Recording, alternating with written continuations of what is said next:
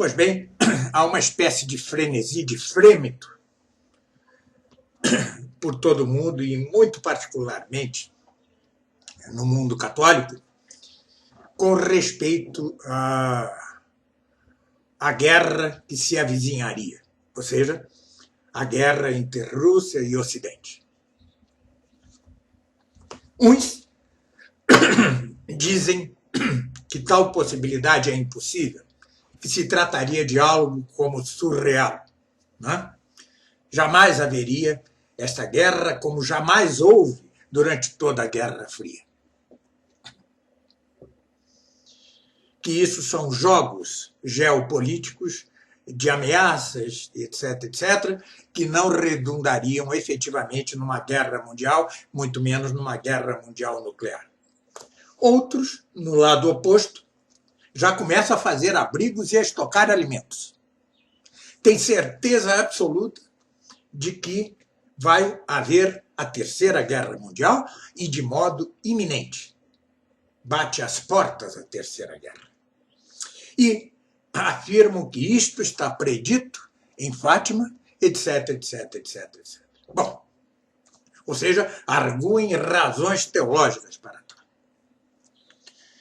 Pois bem, um dos piores males que pode ocorrer-nos no meio deste mundo pré-apocalíptico que é o nosso, é que todos nós nos demos luzes proféticas. Mas temos-las verdadeiramente? Somos profetas? Somos dotados da luz da profecia, que é dada por Deus a tão poucos? Tantos e tantos na internet serão efetivos profetas? Terão tantos a capacidade de exegética de interpretar o segredo de Fátima? Se nem os papas pré-conciliares o fizeram? Estará de todo claro tudo relativo a Fátima ou necessitaríamos da palavra magisterial, que é quem decide a respeito destas coisas, como aparições, etc., etc., e suas revelações? Sejamos realistas. Eu, desde que nasci em 1952, quer dizer, desde que nasci não, porque não o ouvia, mas desde que nasci, ouvem-se tambores de guerra. Eu não ouvia, mas desde que nasci. Já garoto, então ouvi-os plenamente.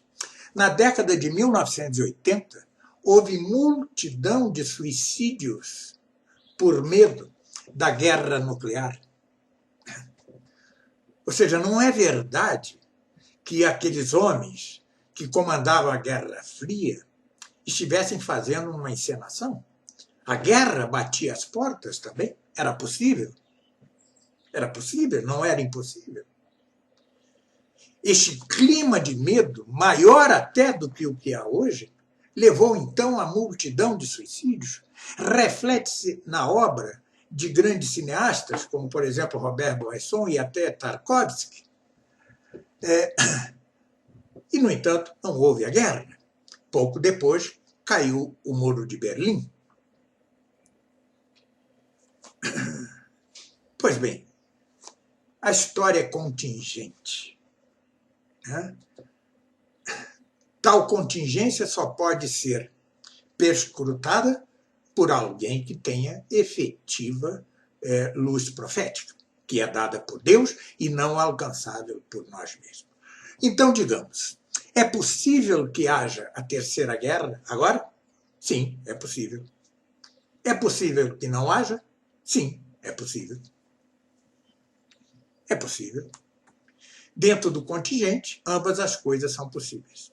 Agora, é necessário que haja uma guerra para que se cumpram as profecias apocalípticas? Não. Agora, alçamo-nos do plano do contingente para o verdadeiro desenho da história humana. Pois bem, o desenho dos fins dos tempos está dado nos evangelhos, sobretudo, mas também, claro, no Apocalipse. É o que explico detalhadamente no opúsculo Se Deve Rezar pela Salvação do Mundo, em meu livro Estudos Tomistas. Ali mostro que Deus, Cristo, ao responder quanto ao fim dos tempos, responder a seus discípulos, disse: as datas são segredo de meu Pai. Pois bem, então, primeira coisa, não se pensem em datas, prazos, número de etapas, etc. Não se pense nisso. Isto é segredo de Deus. Não o saberemos jamais. Aliás, há documentos magisteriais que proíbem a determinação, a fixação de datas para o fim dos tempos. Já também o divulguei em algum espaço da internet que já não lembro. Então, datas não sabemos. Se digo, como direi, que estamos marchando para o anticristo, isto não quer dizer que o anticristo será amanhã, depois de amanhã, daqui a uma geração, daqui a duas, não o podemos saber. Há probabilidades maiores, sim. Mas isto não quer dizer certeza. E porque não quer dizer certeza, quando a tratamos como probabilidade, somos obrigados pela honestidade intelectual a dizer talvez, quem sabe, parece, quiçá. Se não incorremos em desonestidade intelectual, que levou tantos e bons professores e teóricos católicos a erros grandíssimos com respeito a um grande número de coisas. Depois, o desenho dos fins dos tempos é dado pelo mesmo Cristo, antes de tudo. Diz ele, as datas são segredo de meu Pai, mas estejam atentos aos sinais. O primeiro dos sinais é a apostasia geral das nações. Já a houve. Agora sim, não se precisa de luz profética, não se precisa transformar o possível ou provável em certeza equivocadamente, senão está à vista de todos. Houve a apostasia geral das nações. O segundo sinal profetizado por Cristo é a abominação da desolação instalada no lugar santo. São Tomás dá 3 hipóteses para esta. Primeira, aqui o anticristo nasceria da tribo de Dan e se sentaria no templo de Jerusalém reconstruído. Descarta essa hipótese dizendo não, o templo de Jerusalém jamais será reconstruído. 2, dá a possibilidade de que a abominação da desolação instalada no lugar santo explique o fato de que, apocalipticamente, muitos da hierarquia da igreja abrirão os braços para o anticristo. E, complementando isto, diz ainda em seu comentário a Mateus, quando Cristo fala de que se os tempos não fossem abreviados, nem os eleitos se salvariam, um pouco mais ou menos, diz isso, diz ele que isto se refere à má doutrina que se instalaria dentro da igreja. Parece-me que essas duas coisas são complementares. E a terceira hipótese é a de Santo Agostinho. Aliás, antes, dentro dessa segunda hipótese, cabe também perfeitamente o dito por Santo Agostinho de que as estrelas que caem no Apocalipse representam a queda dos bispos, ou seja, a queda da fé dos bispos, o que será retomado magistralmente por São Roberto Bellarmino. Pois bem, e a terceira hipótese é ainda de Santo Agostinho, o anticristo erguerá uma igreja que se parecerá em tudo com a igreja de Cristo, mas não será a igreja de Cristo. Pois bem, essas duas últimas hipóteses podem fundir-se, E parece-me, vejam, quando digo parece-me, é porque ainda é claramente uma questão disputada. Mas parece-me ou seja, eu o considero probabilíssimo. Ou seja, eu o considero, na verdade, certo, conquanto reconheça que ainda se trata de questão disputada. A abominação da desolação instalada no lugar santo foi o Concílio Vaticano II e todo o magistério conciliar que decorre dele. Isto, para mim, é a abominação da desolação.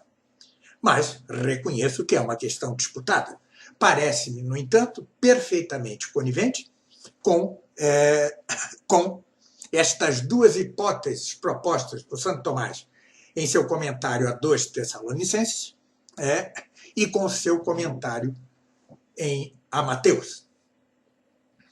Logo, considero que sim, já se cumpriram os 2 sinais. Mas, ainda, os que não queiram ver, de início, que este segundo sinal, a abominação, já se cumpriu com o Concílio Vaticano II, reconheçam ao menos que isto pode ocorrer. Quem sabe isso não lhe ajude a abrir a mente? Quem o diz? Carlos Nogueira? Obviamente não. Cristo, Santo Agostinho, Santo Tomás de Aquino, São Roberto Bellarmino e tantos outros. Pois bem, então, segundo o que digo, estamos à espera do anticristo. Ora, o anticristo surgirá como uma espécie de pacificador. Pode ser que ele pacifique uma guerra mundial. Pode ser, porém, que ele pacifique a guerra civil que se anuncia como provável na Europa. Ou até nos Estados Unidos, se ganha Hillary, ou se ganha Trump.